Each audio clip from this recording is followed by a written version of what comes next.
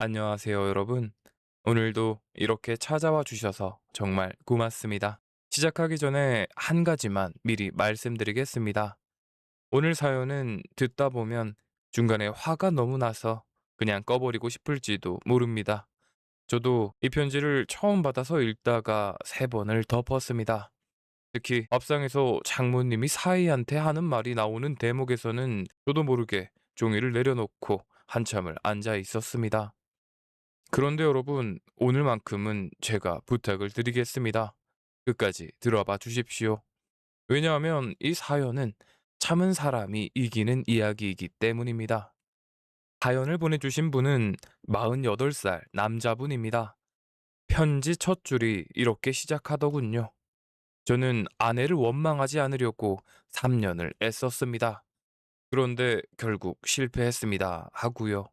이분은 아내가 바람 피우는 걸 알고도 6달을 아무 말 없이 사셨습니다. 6달을요. 같은 밥상에서 밥을 먹고 같은 이불을 덮고 주무시면서요. 저는 이 대목에서 이분이 참 무서운 분이구나 싶었습니다. 그리고 이 6달이 끝나는 날 밭 한가운데에서 일이 벌어집니다. 편하게 앉으셔서 끝까지 들어봐 주세요. 그럼 시작하겠습니다. 저는 48살입니다. 아내와는 33세 결혼했으니 올해로 15년 차가 됩니다. 아이는 없습니다. 병원도 다녀보고 좋다는 건 다 해봤지만 끝내 소식이 없었고 어느 순간부터는 둘이서 잘 살자고 서로를 다독이며 지냈습니다. 결혼했을 때 저는 건설 자재를 납품하는 회사에 다니고 있었습니다. 27에 들어가서 42에 영업 본부장이 되었습니다. 큰 회사는 아니었지만 제 손으로 뚫은 거래처가 30곳이 넘었고 지방 출장을 가면 저를 알아보는 사람이 많았습니다. 아내는 초등학교 방과 후 교실에서 아이들에게 미술을 가르쳤습니다. 돈을 많이 버는 일은 아니었지만 아내는 그 일을 좋아했습니다. 아이들 그림을 집에 가져와서 냉장고에 붙여놓고 저한테 자랑하곤 했습니다. 아이가 없는 집에 아이들 그림이 붙어 있는 게 저는 그렇게 좋았습니다. 장모님 이야기를 안 할 수가 없습니다. 오말순 여사, 올해 68이십니다. 젊을 때부터 시장에서 반찬 좌판을 하셨고 억척스럽다는 말로는 부족한 분입니다. 새벽 4시에 나가서 밤 9시에 들어오는 생활을 20년 넘게 하셨다고 들었습니다. 그 힘으로 딸 둘을 키우셨고 그중 작은 딸이 제 아내입니다. 그런 분이 저를 처음 보시고 뭐라고 하셨는지 아십니까? 바위될 사람 명함을 두 손으로 받으시더니 한참을 들여다보시고는 이렇게 말씀하셨습니다. 우리 지영이가 사람 하나는 잘 봤네. 자네 같은 사람이 우리 집에 들어오다니 내가 시장통에서 고생한 보람이 다 있다. 지금 돌아보면 그 10년이 우리 부부한테 정말 좋았던 시절이었습니다. 아내는 저를 우리 남편이라고 불렀습니다. 밖에서 통화할 때도 우리 남편, 친구들 앞에서도 우리 남편. 그 말투에는 자랑이 섞여 있었습니다. 저는 그걸 사랑이라고 생각했습니다. 그게 사랑이 아니라 자랑이었다는 걸 저는 아주 오랜 시간이 지나서야 알게 됐습니다. 제 아버지는 충청도 시골에서 평생 농사를 지으셨습니다. 저는 아버지를 좋아하지 않았어요. 정확히 말하면 좋아할 기회가 없었습니다. 아버지는 말이 없는 분이셨어요. 칭찬이라는 걸 들어본 기억이 없습니다. 제가 대학에 붙었을 때도 아버지는 소죽을 쓰고 계셨고, 제가 취직했을 때도 아버지는 논에 물을 대고 계셨습니다. 저는 그런 아버지가 미워서 고향을 떠났고, 명절에나 겨우 내려갔습니다. 아버지와 저는 한 상에서 밥을 먹으면서도 열 마디를 안 하는 사이였습니다. 제가 45살이 될 때 아버지가 밭에서 쓰러지셨습니다. 옆집 아주머니가 발견하셨을 때는 이미 늦은 뒤였고 의사는 마음의 준비를 하라고 했습니다. 저는 회사에 휴가를 내고 병원에서 아버지 옆을 지켰습니다. 태어나서 아버지와 그렇게 오래 붙어 있어 본 게 처음이었습니다. 아버지는 대부분 주무셨고 가끔 깨어나면 창밖을 보셨습니다. 돌아가시기 사흘 전이었습니다. 새벽에 아버지가 저를 부르셨어요. 목소리가 하도 작아서 저는 귀를 아버지 입 가까이 가져가야 했습니다. 정호야, 저 밭 절대 팔지 마라. 저는 뭐라고 대답해야 할지 몰라서 가만히 있었습니다. 아버지가 다시 말씀하셨습니다. 팔지 말고 네가 지어. 한 번만 지어보고 나서 팔든지 해라. 저는 그때 아버지 손을 잡고 있었습니다. 아버지 손은 제 손보다 2배는 두꺼웠고 손바닥이 나무 껍질 같았습니다. 저는 그 손을 만지면서 이상한 기분이 들었습니다. 나는 이 손에 대해서 아는 게 하나도 없구나. 이 사람이 무슨 생각을 하면서 40년을 저 밭에 서 있었는지 나는 물어본 적이 없구나. 사흘 뒤 아버지는 돌아가셨습니다. 장례를 치르고 유품을 정리하는데 아버지 서랍에서 통장 하나랑 등기 권리증이 나왔습니다. 밭 800평, 그리고 낡은 본체와 창고, 통장에는 400만 원이 조금 안 되는 돈이 들어 있었습니다. 평생 농사 지어서 남긴 게 그거였습니다.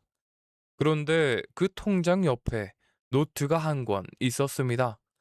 아버지가 40년 동안 쓰신 농사일지였습니다. 언제 씨를 뿌리고 언제 비가 왔고 그 해 값을 얼마 받았는지가 다 적혀 있었습니다. 글씨가 삐뚤빼뚤한 게 꼭 아버지 손 같았습니다. 저는 그 노트를 들고 그날 밤에 울었습니다. 태어나서 그렇게 운 적이 없었습니다. 그리고 저는 이상한 결심을 했습니다. 내려가겠다고요. 아버지가 하신 말씀대로 한 번만 지어보겠다고요. 지금 생각하면 그건 농사를 짓고 싶어서가 아니었습니다. 아버지한테 못한 말을 그 땅에다 하고 싶었던 겁니다.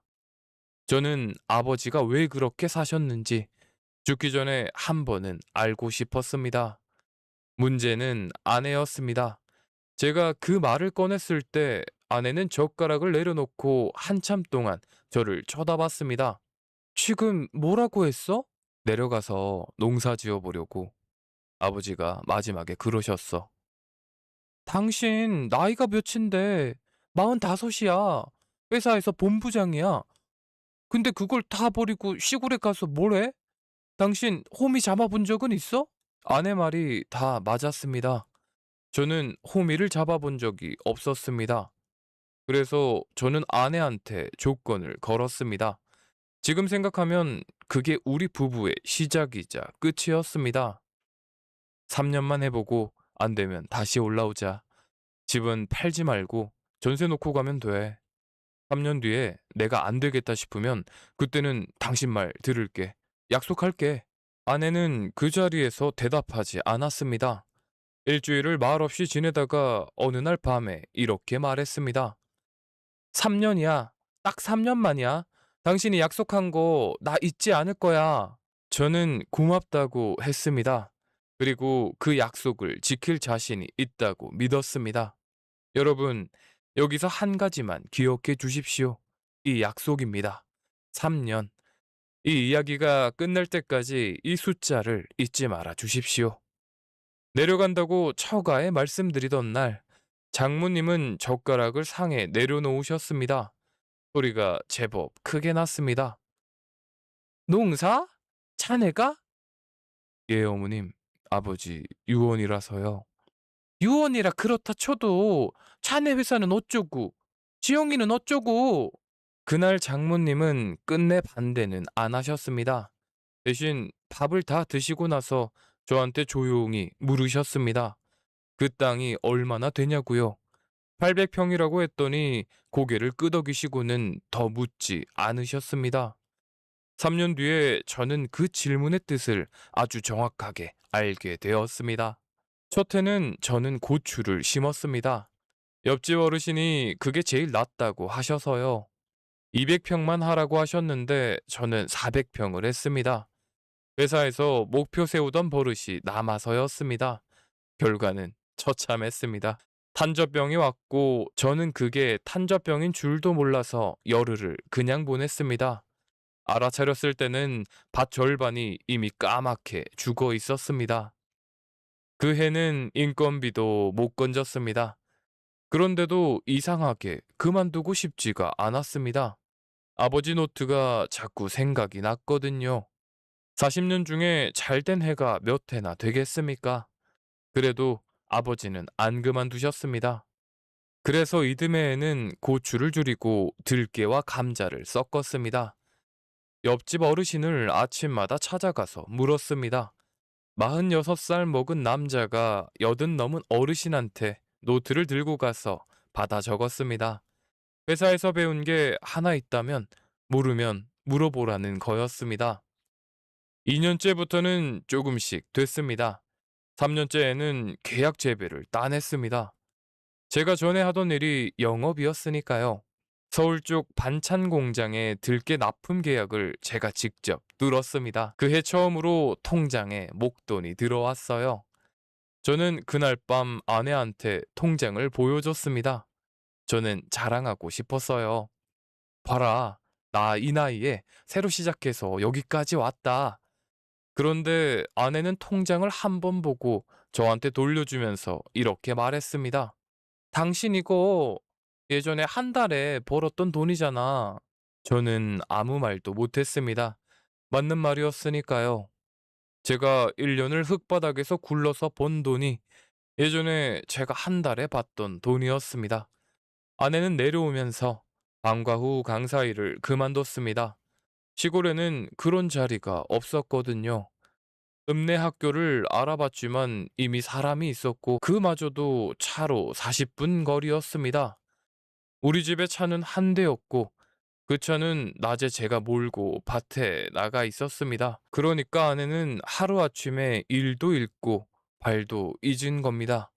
아침에 제가 나가면 아내는 그 집에 혼자 남았습니다. 텔레비전 소리만 나는 집에 12시간을요. 동네에는 아내 또래가 한 명도 없었습니다. 제일 젊은 분이 65이셨습니다. 마을 분녀회에 나가봤지만 애는 오래 있지 못했습니다. 대화가 안 통한다고 했었거든요. 김장이며 마늘 깍이며 부르는 데는 많았는데 그건 친구가 되자는 게 아니라 일손이 필요하다는 뜻이었습니다. 저는 밭에서 저녁 8시에 들어왔습니다. 들어와서 씻고 밥 먹으면 9시고 9시 반이면 저는 앉은 자리에서 졸았습니다. 아내가 말을 걸어도 저는 음, 하다가 고개가 꺾였습니다. 아내는 그런 저를 보면서 하루 종일 참았던 말을 다시 삼켰을 겁니다. 제 손은 1년 만에 아버지 손처럼 변했습니다.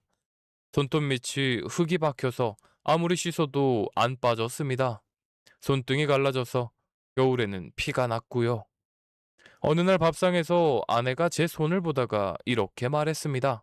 당신 밥 먹기 전에 손 좀 제대로 씻어. 씻었어.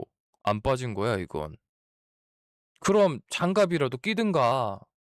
저는 그때 그냥 잔소리인 줄 알았습니다. 아니었어요.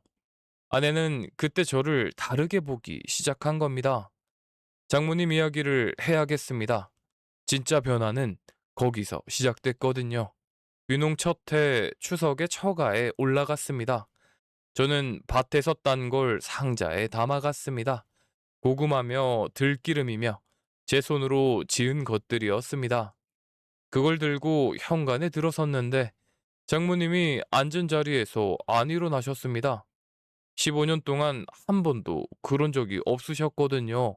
그저 왔냐는 그 한마디였습니다. 저는 상자를 부엌에 놓으면서 어색하게 웃었습니다. 어머님, 이거 제가 농사에서 지은 겁니다. 들기름은 짜온 지 얼마 안 됐어요. 그랬더니 장모님이 상자를 힐끗 보시고는 이렇게 말씀하셨습니다. 고구마야 뭐 시장에 놀린 게 고구마인데. 이듬해에는 아예 대놓고 말씀하셨습니다. 내 딸이 무슨 죄가 있어서 저 총구석에 처박혀 사는지 모르겠다. 남들은 마흔에 아파트 늘려가는데 에휴, 그다음 해에는 저를 아예 없는 사람 취급하셨습니다. 제가 앞에 있는데 아내한테 이렇게 물으셨습니다. 지영이, 너 이제 어쩔 거냐? 언제까지 저러고 있을 거야? 사람이 한번 흙 만지기 시작하면 못 나온다더라. 제 앞에서요. 그 밥상 앞에서요. 저는 그날 화장실에 들어가서 세면대를 붙잡고 한참을 서 있었습니다. 거울에 비친 제 얼굴이 새까맸습니다. 목만 까맣고 셔츠 안쪽은 하얀 그 우스운 농부 얼굴이요. 그때 알았습니다. 장모님이 좋아하셨던 건 제가 아니었구나. 제 명함이구나. 그리고 더 무서운 생각이 뒤따라왔습니다. 아내는 어떨까? 아내도 그런 걸까? 저는 그 생각을 급하게 지웠습니다. 지영이는 아닐 거야. 지영이는 나랑 15년을 산 사람인데, 에이, 아니야. 그렇게 저는 저 자신을 달랬습니다. 3년째 겨울이었습니다. 그날 저녁 밥상에서 아내가 밥을 반도 못 먹고 숟가락을 놨습니다. 요즘 자주 그랬습니다. 살이 눈에 띄게 빠져 있었고, 낮에 전화하면 자다가 받는 날이 많았습니다. 저는 겁이 났습니다. 아내가 우울증이 온 것 같았거든요. 읍내 병원에 가보자고 했더니 아내는 화를 냈습니다. 내가 미친 사람이냐고요. 그래서 저는 다른 방법을 찾았습니다. 읍내 사거리에 있는 현수막을 봤거든요. 지역 산악회 회원 모집, 매주 일요일 산행, 40대 50대 환영. 저는 그 현수막을 사진 찍어서 아내한테 보여줬습니다. 당신 이거 한번 나가볼래? 내가? 산악회를? 음, 여기 보니까 우리 또래도 있대. 읍내 사람들이라 말도 통할 거고. 당신 집에만 있으니까 자꾸만 사람이 처지잖아. 아내는 처음에 싫다고 했습니다. 등산복도 없고 체력도 안 된다고요. 그래서 제가 그 다음 주에 읍내 나가서 등산화를 사왔습니다. 14만 원짜리였습니다. 그때 저희 형편에 14만 원은 꽤 큰 돈이었습니다. 아내가 그 상자를 열어보고 저를 쳐다봤습니다. 이거 왜 샀어? 신어보고 안 맞으면 바꿔준대. 한 번만 나가봐. 나가서 아니다 싶으면 안 나가면 되잖아. 아내는 그 등산화를 신고 첫 산행을 나갔습니다. 여러분, 저는 그날을 아주 또렷하게 기억합니다. 아내가 저녁에 돌아왔는데 얼굴이 빨갛게 상기돼 있었거든요. 현관에 들어서면서부터 아내가 웃었습니다. 아내가 정말 크게 웃더라고요. 아내가 웃는 걸 제가 몇 달 만에 봤는지 모르겠습니다. 아내는 그날 저녁 내내 이야기를 했습니다. 산이 어땠고, 정상에서 뭘 먹었고, 누가 웃겼고, 저는 밥 먹다 말고 그 이야기를 들었습니다. 그땐 하나도 안 졸렸어요. 설거지를 하면서 저는 혼자 눈물이 났습니다. 다행이다, 이제 됐다. 우리 지영이 이제 살겠구나. 그런 생각을 했습니다. 산악회 회장이 최준혁이라는 사람이라고 아내가 말해줬습니다. 42, 아내랑 동갑이었습니다. 읍내에서 카페인지 뭔지를 한다고 했고, 원래 서울에서 사업을 하다가 내려온 사람이라고 했습니다. 저는 그때 이렇게 말했습니다. 지금 생각하면 제 입을 꿰매고 싶습니다. 잘 됐네. 동갑이면 편하겠다. 회장이면 잘 챙겨주겠지? 산악회는 밴드를 하나 만들어서 쓰고 있었습니다. 아내가 저한테 보여준 적이 있었거든요. 사진 올라온 거 보라고요. 단체 사진 속 안에는 맨 앞줄에 서 있었고 정말 오랜만에 활짝 웃고 있었어요. 그 밴드가 나중에 어떻게 되는지 그때는 정말 몰랐습니다.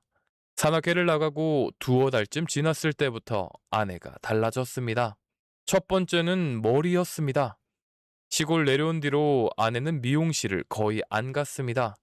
흰머리가 올라와도 그냥 뒀고 머리는 늘 하나로 묶고 다녔습니다.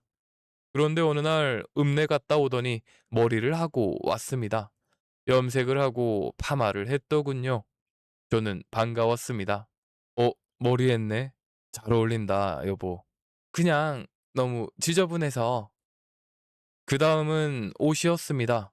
등산복이 하나 둘 늘었습니다.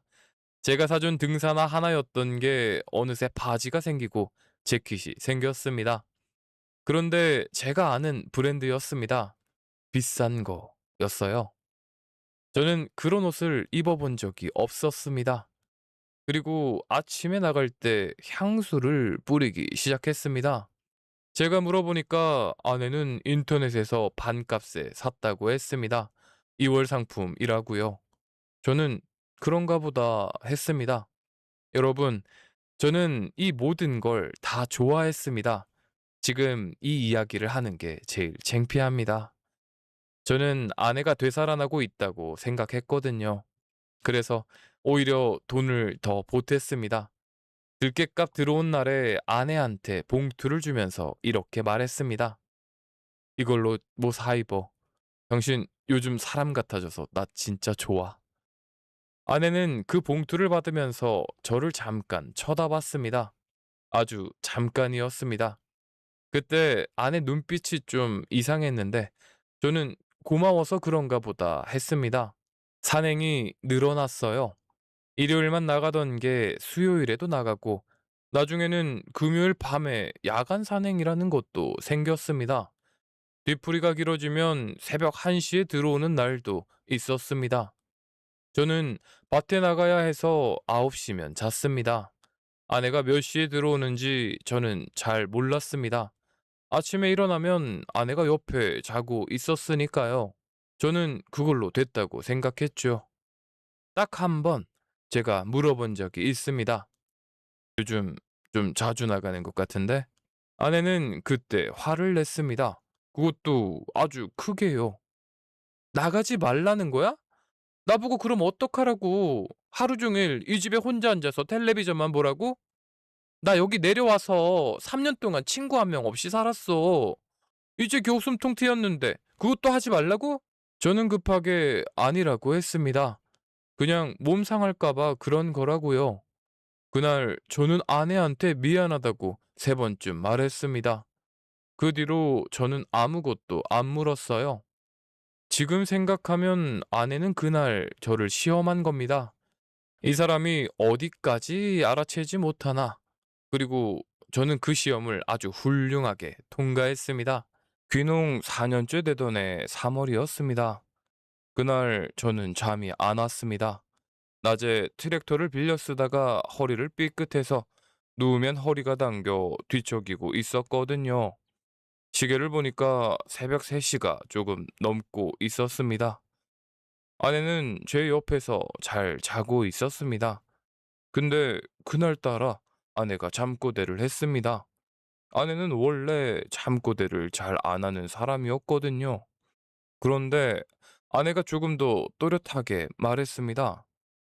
"준혁아, 하지 마." 저는 그 자리에서 굳었습니다. 여러분, 사람이 진짜로 놀라면 소리가 안 납니다. 저는 그때 숨을 못 쉬었어요. 심장이 뛰는 소리가 제 귀에 들렸습니다. 쿵, 쿵, 쿵. 그 소리가 너무 커서 아내가 깰까봐 걱정될 정도였습니다. 이름을 부른 것도 문제였지만 준혁아라고 준혁 씨도 아니고 회장도 아니고 준혁아라니요. 동갑이니까요. 반말을 하는 사이니까요. 그리고 하지마라는 말이 나오려면 상대가 뭔가를 하고 있어야 하는 겁니다.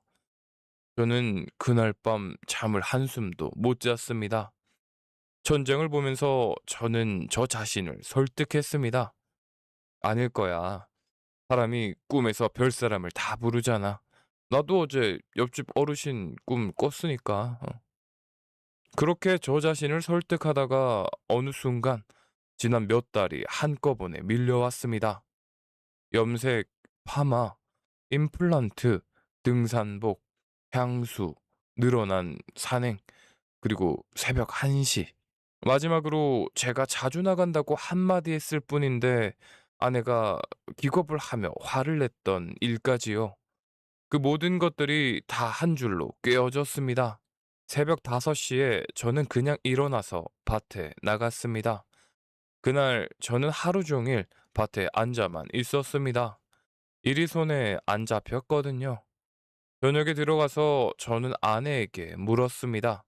최대한 아무렇지 않게 물으려고 했는데 목소리가 떨렸습니다. 당신 어젯밤에 잠꼬대 했어. 내가? 무슨 잠꼬대? 이름을 부르더라.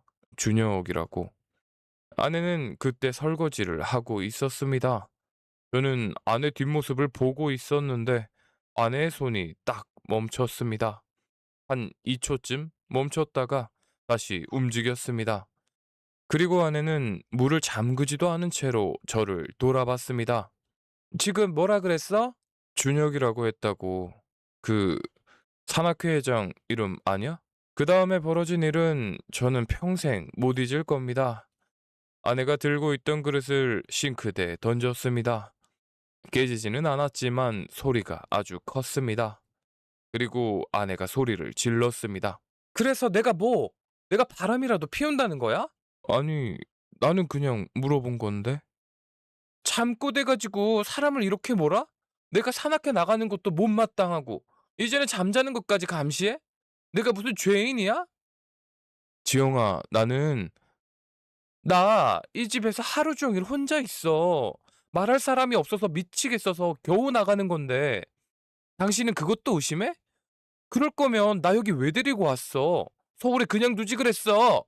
아내는 그날 안방 문을 잠그고 들어갔습니다. 저는 거실에 앉아 있다가 새벽에 소파에서 잤습니다.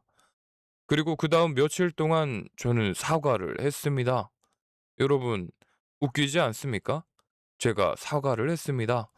밥상에서 차 안에서 자기 전에 미안하다고, 내가 요즘 밭일이 힘들어서 예민했다고, 다시는 그런 소리 안 하겠다고요. 아내는 사흘 동안 대답을 안 하다가 나흘째 되던 날 밥을 차려줬습니다. 저는 그게 용서인 줄 알고 고마워했고요. 그런데 여러분, 사람이 정말로 억울하면 화가 그렇게 빨리 나오지 않습니다. 억울한 사람은 먼저 어이없어 합니다. 무슨 소리냐고 웃습니다. 화부터 나오는 사람은 제발 저리고 준비를 하고 있던 사람입니다. 저는 그걸 나중에 알았습니다.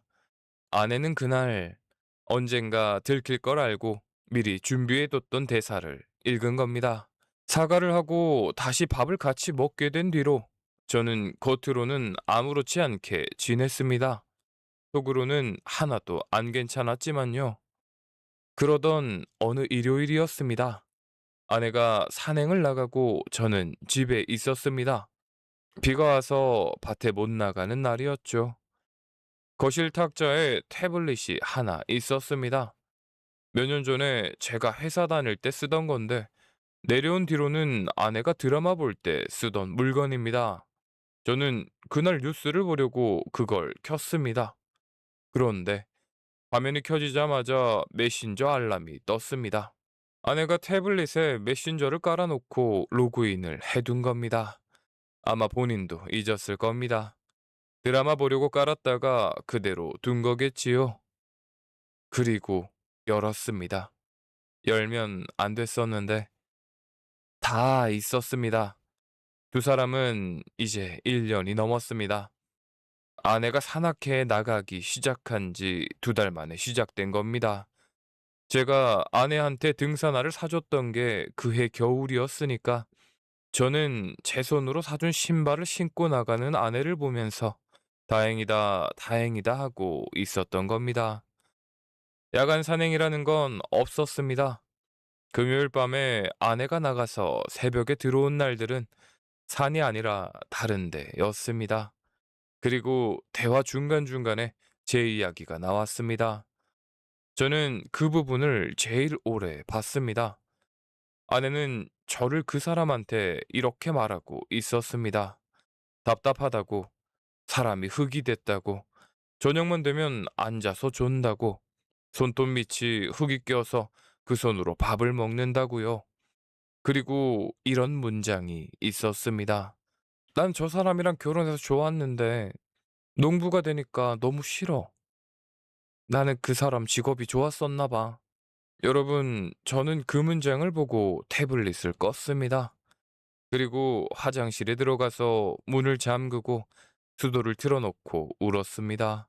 48 먹은 남자가 물소리에 숨어서 우는 게 우스운 일인 줄 압니다. 그런데 그때는 그것 말고 할 수 있는 게 없었습니다. 그날 저녁 아내가 돌아왔습니다. 얼굴이 빨갛게 상기돼서요. 저한테 오늘 산에서 있었던 이야기를 했습니다. 저는 웃으면서 들었습니다. 제 인생에서 제일 힘들었던 한 시간이었습니다. 그날 밤부터 저는 증거를 모으기 시작했죠. 왜 바로 뒤집어 엎지 않았느냐고 물으시는 분들도 계실 겁니다. 저도 그러고 싶었죠. 그런데 낮에 그 대화를 보면서 제 머릿속에 딱 하나 남은 생각이 있었습니다. 이 사람은 절대 인정하지 않겠구나. 잠꼬대 한마디에 그릇을 던진 사람입니다. 증거 없이 물었다가는 저만 미친 사람이 되는 겁니다. 그래서 저는 참았습니다. 사람이 억울하면 독해집니다. 첫째, 태블릿에 남아있는 대화를 전부 사진으로 찍었어요. 날짜가 나오게 찍었습니다. 그리고 지우지 않고 그대로 뒀습니다. 아내가 눈치채면 안 되니까요. 둘째, 산악회밴드에 들어갔습니다. 아내 계정으로 들어가니까 사진첩이 전부 보이더라고요. 단체 사진 속에서 두 사람은 늘 붙어 있었습니다. 처음엔 옆에 서 있는 정도였는데 뒤로 갈수록 어깨가 닿아 있고 나중엔 대놓고 팔짱을 끼고 있었습니다. 남들 보라는 듯이요. 셋째, 카드 명세를 뽑았습니다. 아내 카드는 제 계좌에서 나가고 있었습니다. 명세서를 뽑아보니까 우리 동네에서 차로 1시간 넘게 걸리는 곳들이 계속 찍혀 있었습니다. 주유소, 숙박업소, 식당, 금요일 밤에서 토요일 새벽 사이에요. 그리고 넷째, 저는 이걸 알아내고 한참을 웃었습니다. 최준혁이라는 사람, 유부남이었습니다.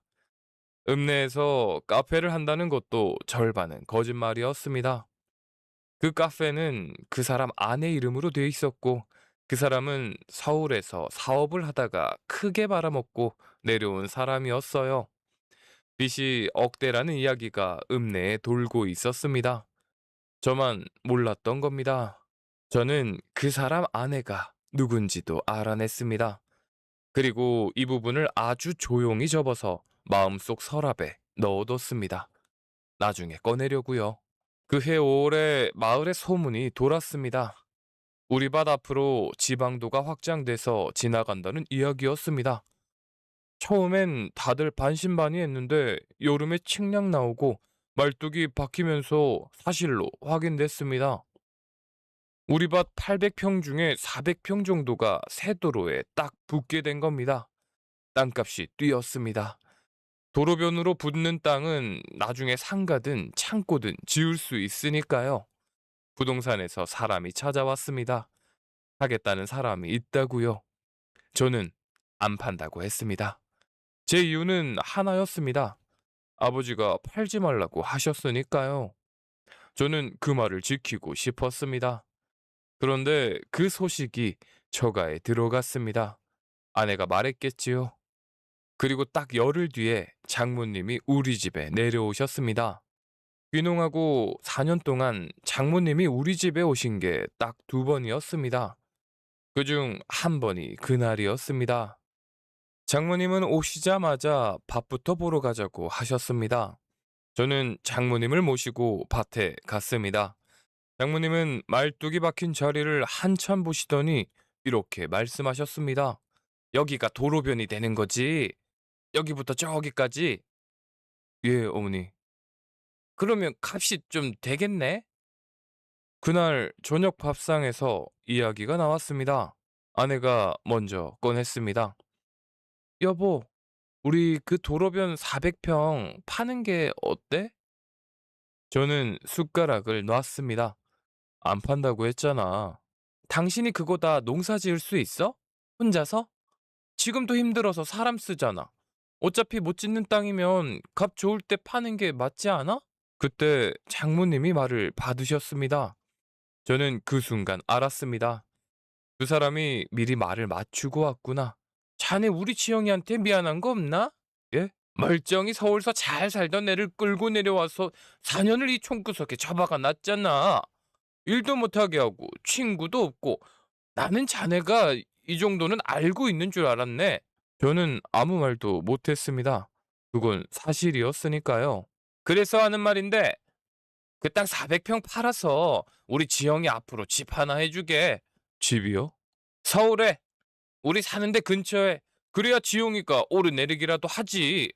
자네는 여기서 농사 지으면 되고 지용이는 왔다 갔다 하면 되잖나.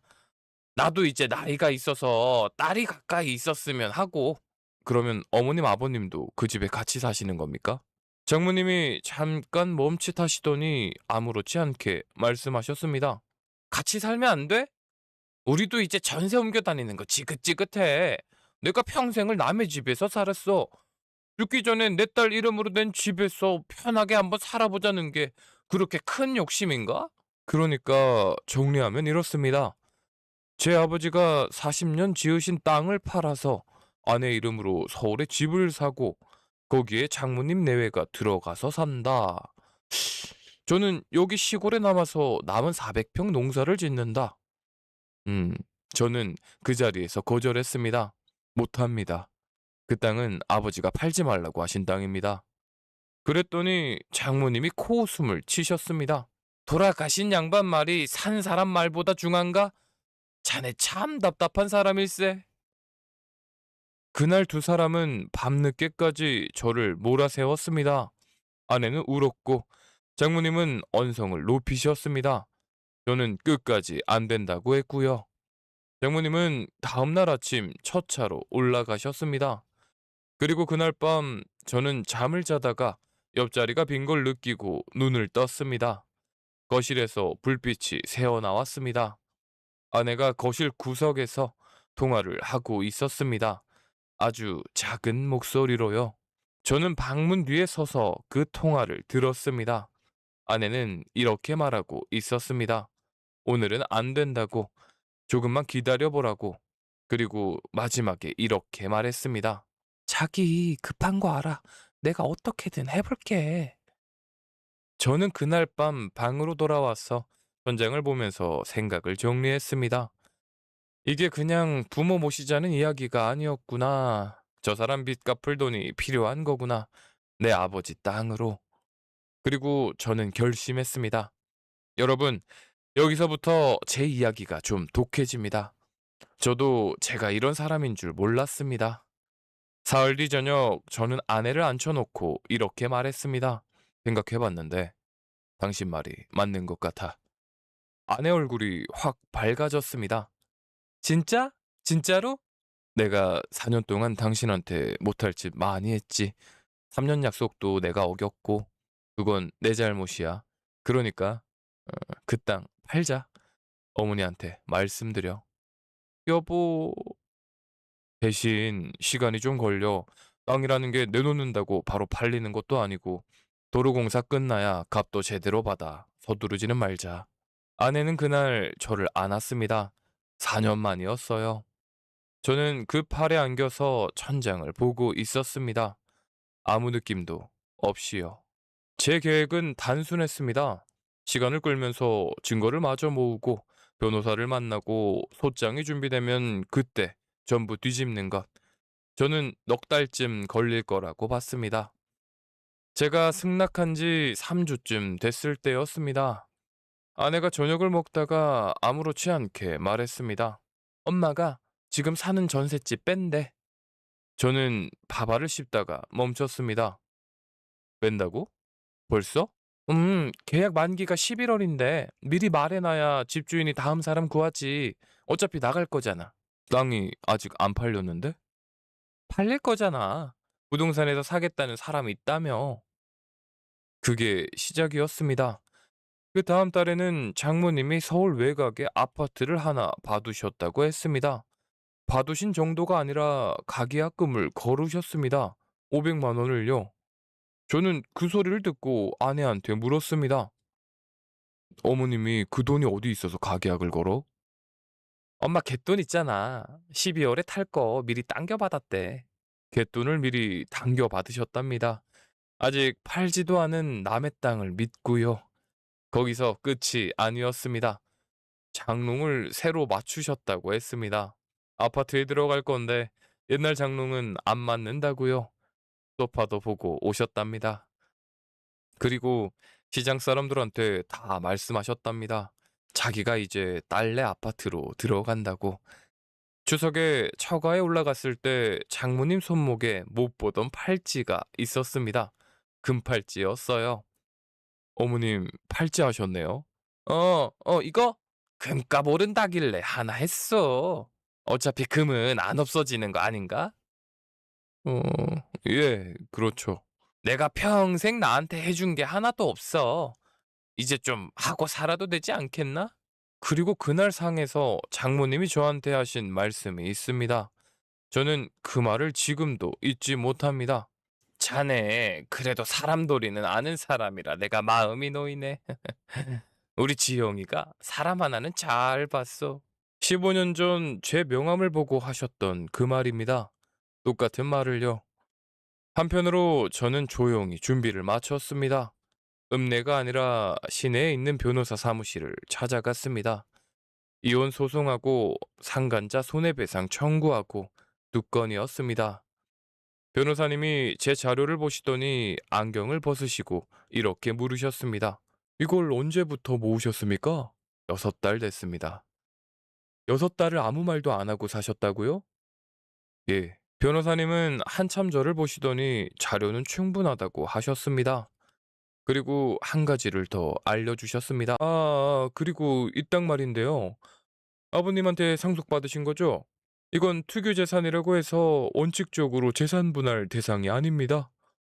혼인 중에 배우자가 형성에 기여한 게 없으면요. 사모님이 이 땅에 대해서 하신 게 있습니까? 저는 잠깐 생각하다가 대답했습니다. 밭에 한 번도 안 나왔어요. 4년 동안 한 번도요. 변호사님은 고개를 끄덕이시고 뭔가를 적으셨습니다. 저는 그 사무실을 나오면서 하늘을 봤습니다.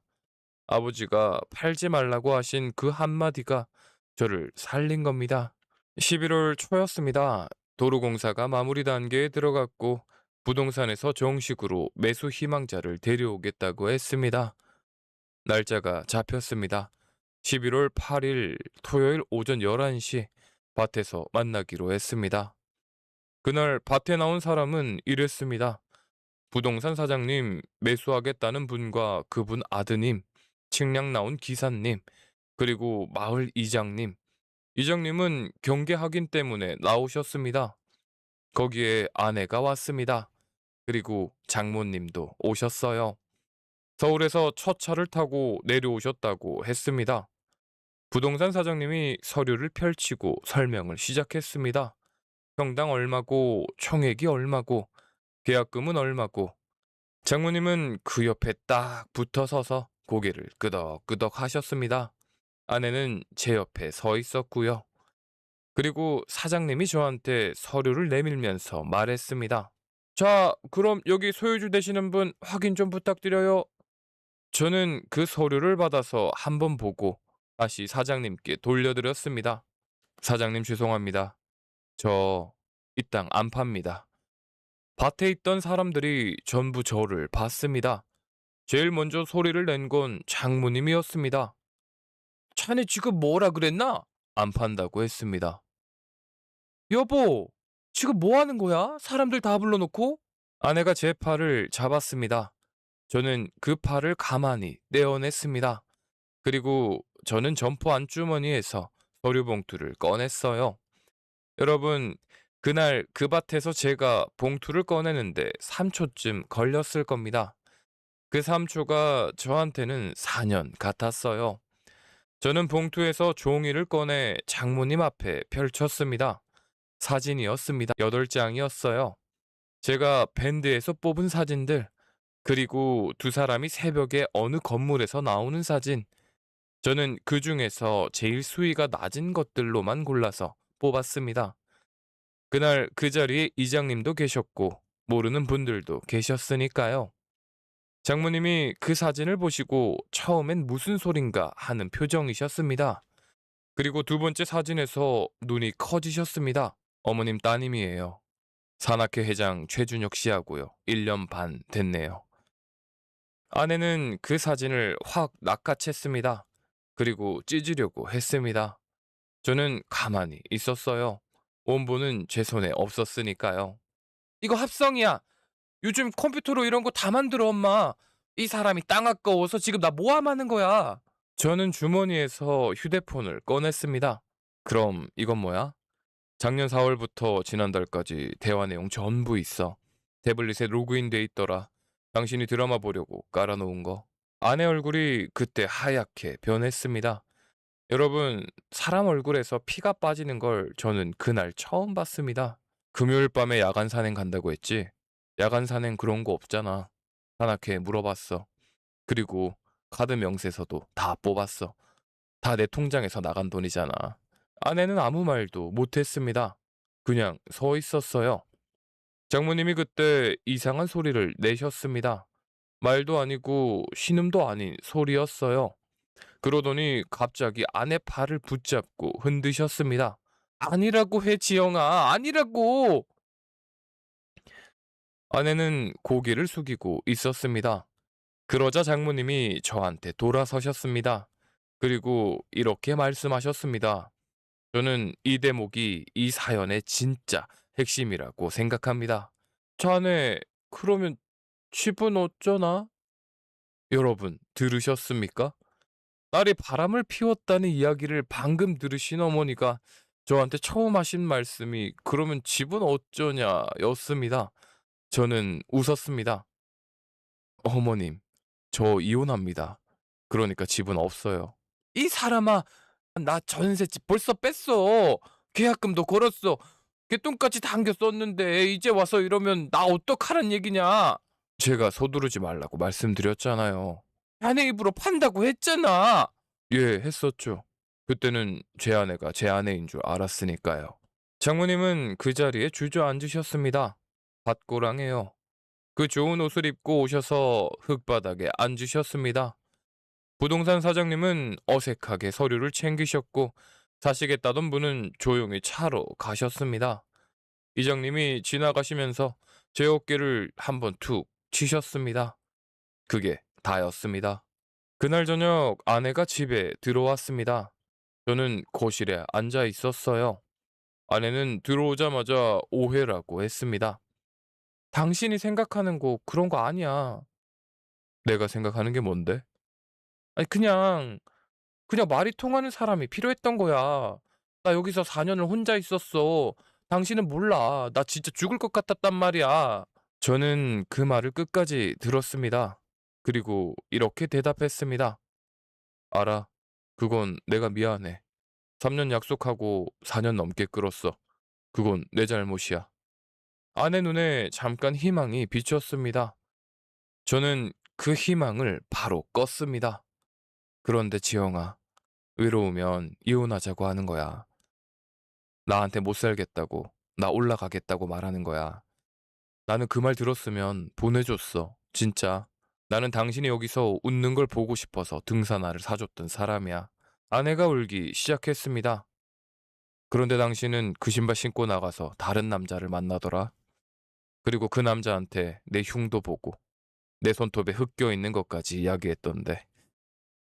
나는 그 손으로 당신 임플란트 값을 냈는데.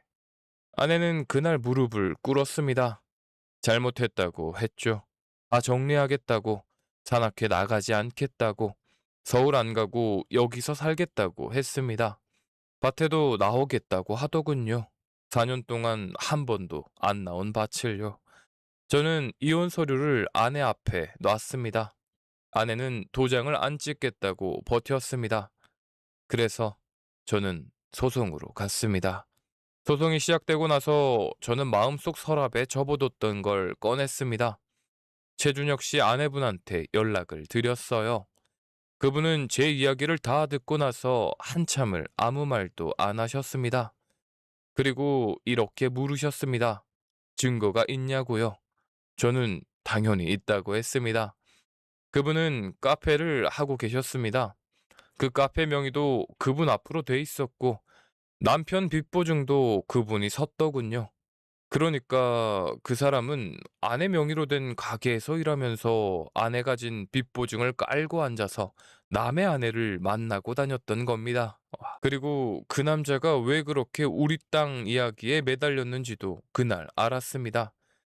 그 사람은 12월에 막아야 할 돈이 있었습니다.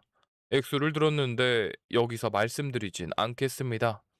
그러니까 이 사람은 제 아내를 사랑한 게 아니라 제 아버지 땅을 사랑했던 겁니다. 일이 커진 건 그 다음입니다. 최준혁 씨 아내분이 산악회 밴드에 글을 올리셨습니다. 회원이 120명쯤 되는 밴드였습니다. 긴 글이었죠. 이름은 안 쓰셨는데 그 밴드 사람들은 다 알아볼 수 있게 쓰셨습니다. 회장이 누구고 그 옆에 늘 붙어 있던 사람이 누군지 사진첩이 그대로 남아 있었으니까요. 그 글이 올라온 게 밤 11시였는데 새벽까지 댓글이 100개 넘게 달렸습니다. 그리고 그 다음날 산악회는 사실상 없어졌습니다. 읍내가 어떤 곳인지 아십니까? 마트가 2개고 미용실이 4개인 동네입니다. 소문이 도는데 하루, 아니 반나절이면 충분합니다.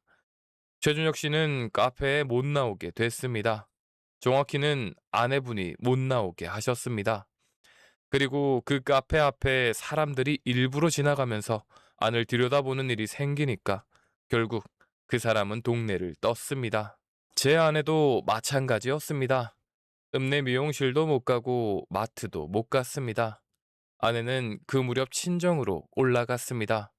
그런데 친정도 편하지 않았습니다.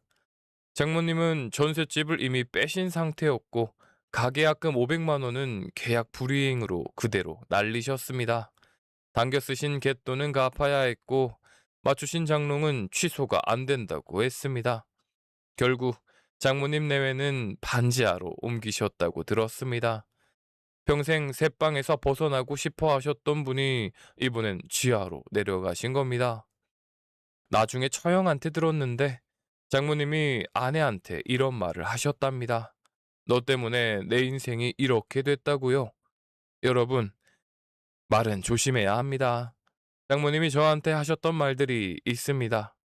내 딸이 무슨 죄냐? 사람이 한 번 흙만 지면 못 나온다. 돌아가신 양반 말이 산 사람 말보다 중하냐? 그 말들이 저한테 온 게 아니라 결국 그 집안에서 돌고 있는 겁니다. 소송은 이듬해 봄에 끝났습니다. 이혼은 제가 원하는 대로 됐습니다. 유책 사유가 명확했으니까요. 그리고 상간자 손해배상도 인용됐습니다.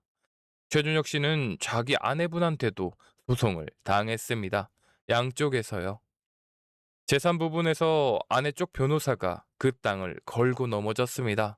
절반은 자기 몫이라고요. 그런데 안 됐습니다. 상속받은 땅은 특유재산이라고 원칙적으로 분할 대상이 아니라고 하더군요. 게다가 아내는 그 땅에 4년 동안 한 번도 나온 적이 없었습니다. 심지어 그 땅을 팔라고 했던 사람이었죠. 판결문을 받아들고 나오던 날 저는 이상하게 아무렇지도 않았습니다. 그런데 그해 여름에 전 아내가 저를 찾아왔습니다. 밭에서 일하고 있는데 저 멀리서 누가 걸어오더군요. 4년 동안 한 번도 안 나오던 사람이 그 밭길을 걸어오는 걸 보는 기분이 참 묘했습니다. 전 아내는 돈 이야기를 했습니다. 엄마가 지금 너무 힘드시다고 조금만 도와주면 안 되겠냐고요. 내가 만만하니? 그런 게 아니라 엄마가 나이도 있으시고 거기 잠깐 서 있어봐. 저는 창고에 들어갔습니다. 그리고 봉지 하나를 들고 나왔어요. 파치였습니다. 그해 봄에 심어서 가을에 거둘 거였는데 종자로 남겨둔 게 창고에 있었습니다. 전처는 제가 돈이라도 가지러 들어가는 줄 알았는지 저를 보고 웃기까지 했습니다. 저는 그 앞에 서서 팥을 뿌렸습니다. 아, 뭐 하는 거야? 왜 이래? 우리 아버지가 그러셨어. 안 좋은 게 붙으면 팥을 뿌리는 거라고. 미쳤어? 사람한테 이게 무슨 짓이야? 소금은 뿌려봤자 땅만 버려. 나 여기서 농사 짓는 사람이야. 밭은 흙에 들어가도 괜찮거든. 저는 봉지를 다 비울 때까지 뿌렸습니다. 전처는 팔로 얼굴을 가리고 밭길을 뛰어 내려갔습니다. 그날 이후로 전처는 저를 찾아오지 않았습니다. 이혼하고 2해가 지났습니다. 저는 아직 그 밭에 있습니다. 도로변 400평은 안 팔았어요. 지금은 값이 더 올랐는데 저는 관심이 없습니다. 그 땅에 지금은 들깨를 심었습니다. 작년 가을에 저는 아버지 산소에 갔습니다. 술 한 병을 들고요. 가서 절을 하고 앉아서 한참 이야기를 했습니다. 아버지, 저 이겼습니다. 아버지가 팔지 말라고 하신 그 땅 제가 지켰어요. 아버지 말씀 안 들었으면 저는 다 뺏겼을 겁니다. 그러니까 아버지가 저를 살리신 거예요. 여러분, 그런데 이겼는데도 왜 이렇게 허한지 모르겠습니다. 저는 요즘 그 생각을 자주 합니다. 그 사람이 저한테 못할 짓을 한 건 맞습니다. 그건 용서가 안 돼요. 지금도 절대 못해요. 그런데 3년만 하겠다고 약속하고 4년을 끌어버린 것도 저입니다. 그 사람이 하루 12시간을 혼자 앉아 있는 동안 저는 밭에만 있었습니다. 저녁마다 앉아서 졸았습니다. 그 사람이 말을 걸었을 때 그냥 대충 넘긴 날이 몇백 번은 될 겁니다. 제가 등산화를 사줬을 때 저는 참 좋은 남편이라고 스스로 생각했어요. 그런데 지금 생각하면 그건 좋은 남편이 아니라 편한 남편이었죠. 내 옆자리를 다른 데서 채우려고 등을 떠민 거였으니까요. 저는 그때 등산화를 사줄 게 아니라 하루쯤 밭을 쉬고 그 사람이랑 읍내에 나가서 밥을 먹었어야 했습니다. 아니면 물어봤어야 했습니다. 당신 여기 사는 거 견딜만 하냐고요? 저는 4년 동안 그걸 한 번도 안 물어봤더라고요. 그런데 여러분, 사람은 밥을 못 먹어서 떠나는 게 아니라 말을 못해서 떠납니다. 오늘 집에 들어가시면 옆에 계신 분한테 한 번만 물어봐 주십시오. 요즘 어떠냐고요? 별것 아닌 것 같아도 그 한마디를 안 해서 무너진 집이 제 집입니다. 그리고 혹시 지금 저처럼 배신을 당하고 계신 분이 있다면 이 말씀만 드리겠습니다. 화부터 내지 마시고 조용히 모으십시오. 그리고 그 사람이 스스로 무너질 때까지 기다려 주세요. 급한 사람은 반드시 실수를 합니다. 제 장모님이 갯돈을 당겨 쓰신 것처럼요. 남의 것을 미리 자기 것으로 여기는 사람은 반드시 미리 써버립니다. 그게 그 사람들이 무너지는 자리예요. 저는 오늘도 밭에 나갑니다. 손톱 밑에 흙은 여전히 안 빠집니다. 그런데 이제는 그게 부끄럽지 않습니다. 이 손이 제 아버지 손이고 제 땅을 지킨 손이니까요. 긴 이야기 끝까지 들어주셔서 정말 고맙습니다. 오늘 하루도 편안한 밤 되십시오. 다음 사연에서 다시 뵙겠습니다.